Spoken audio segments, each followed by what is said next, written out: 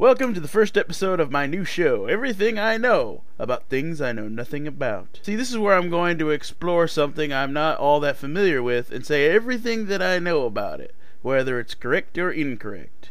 Just whatever I've heard about it from other people or gotten through sheer osmosis. This time, I'm looking at Doctor Who.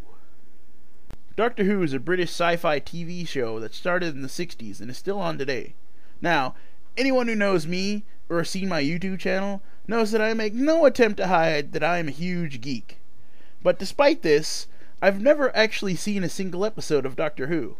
You can blame my geographical location, the time frame of my childhood, or any number of things like that. But apparently, the show was revamped in 2005. That, combined with the wider availability in the States because of the internet, has given the show a huge increase in fans on both sides of the ocean. Even though I've never seen the show, as a geek, or a nerd, or whatever you want to call it, I hang around with a lot of people who have. This is everything I've gathered about the show from them. So first things first, even though I've never actually seen the show, for some reason I know that it's got a kick-ass opening tune.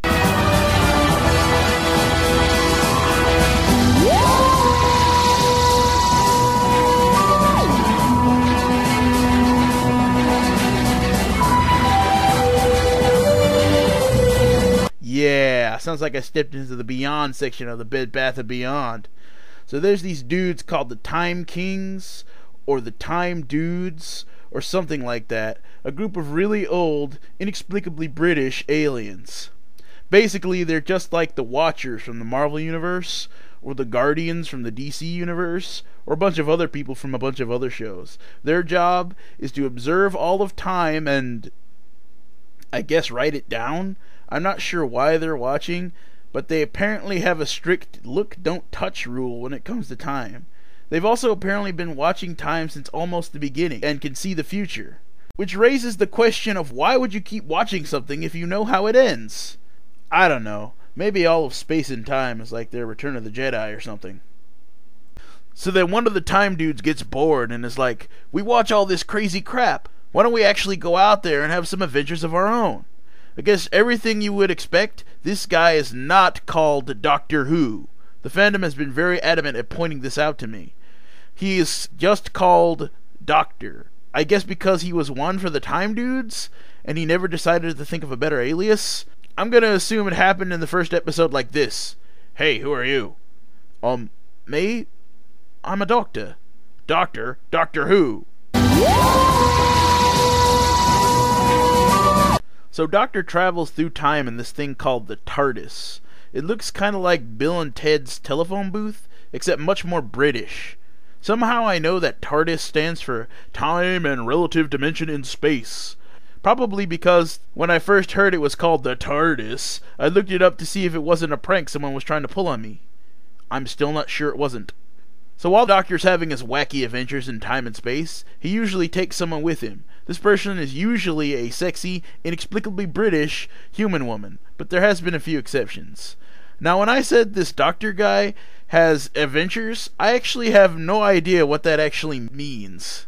There really isn't any kind of trouble someone with a time machine and the ability to see all of time could possibly run into. I mean, couldn't he set up a Bill and Ted style remember a trash can scenario for anything? Or travel 5 minutes back into the past and stop himself or someone else from doing something incredibly stupid? On top of that, Time Dudes are apparently immortal.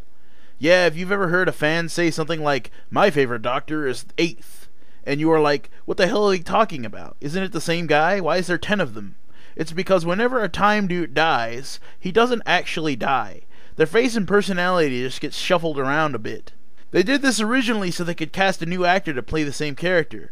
That's one of the reasons the show has been able to stay on the air for as long as it has. By the making of this video, the Doctor has died about 10 times. In addition to this, it seems Time Dudes age the same way as Benjamin Button, because the first Doctor is a really old guy, and he just keeps getting younger and sexier with each transformation.